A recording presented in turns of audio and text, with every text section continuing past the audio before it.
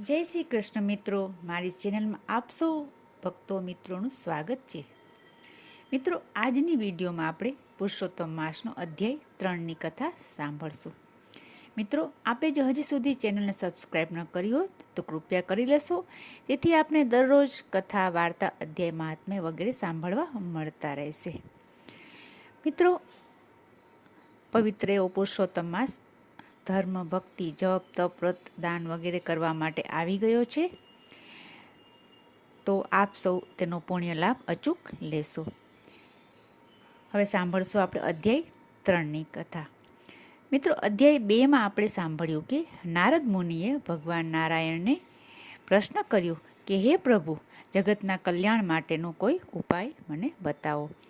ત્યારે ભગવાન નારાયણે અધિક માસનું વર્ણન કર્યું અને નારદજીએ તેમને પ્રશ્ન કર્યો કે હે પ્રભુ, અધિક માસ વિશે મને વિસ્તારથી જણાવો.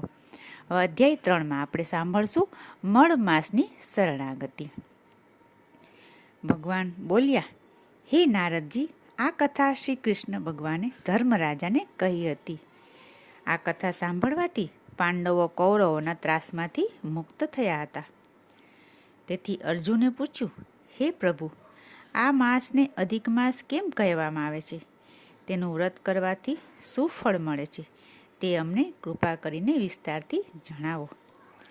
અર્જુનનો પ્રશ્ન સાંભળી શ્રી કૃષ્ણ ભગવાન બોલ્યા, વર્ષ, માસ, દિવસ, પ્રહર, ઘડી, પલ અને વિપલ આ બધા કાળના સમયના વિભાગો છે. સમુદ્ર, નદી, તળાવ, ઝરણા એ બધા જળના વિભાગોના અધિષ્ઠાતા દેવો અલગ અલગ હોય છે. આ વિભાગોને તેમના દેવોની કૃપાથી સુખ મળતું હતું અને દરેકના અલગ અલગ દેવતા હતા.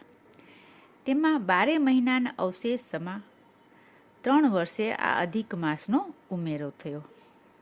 હવે આ અધિક માસનો કોઈ અધિષ્ઠાતા દેવ હતો નહીં. તેથી લોકો આ અધિક જે માસ હતો તેને મળ માસ જેવા તિરસ્કારભર્યા નામથી ઓળખવા લાગ્યા અને તેનું અપમાન કરવા લાગ્યા. આ માસમાં સૂર્ય એક જ રાશિમાં રહેતો હોવાથી તેને લોકો નિંદાનું પાત્ર અને મલિન ગણતા હતા અને આ માસમાં કોઈ સત્કાર્ય કરતું ન હતું. આ રીતે સમાજમાં હળધૂત થયેલા માસે નિરાશ થઈને આપઘાત કરવાનો વિચાર કર્યો. એકવાર તે મળ માસે પોતાનું દુઃખ કહેવા માટે વૈકુંઠમાં આવ્યો અને પ્રણામ કરી અને પોતાનું દુઃખ નારાયણને કહેવા માંડ્યું. ત્યાં તો આટલી કથા થઈ. ત્યાં સૌનક મુનિ બોલ્યા, હે સુતદેવજી, તો એ કથા અમોને અવશ્ય કહી સંભળાવો.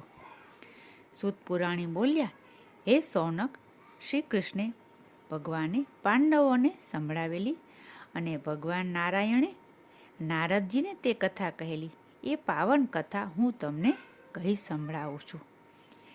આવી રીતે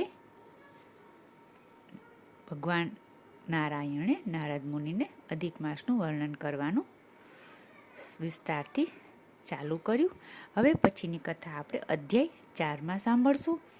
આપને વિડીયો પસંદ આવ્યો હોય તો લાઈક કરશો, સગા સંબંધીઓ ગ્રુપમાં શેર કરશો, જેથી તેઓને પણ પુરુષોત્તમ માસનું મહાત્મ્ય સાંભળવાનો પુણ્ય લાભ મળતો રહે.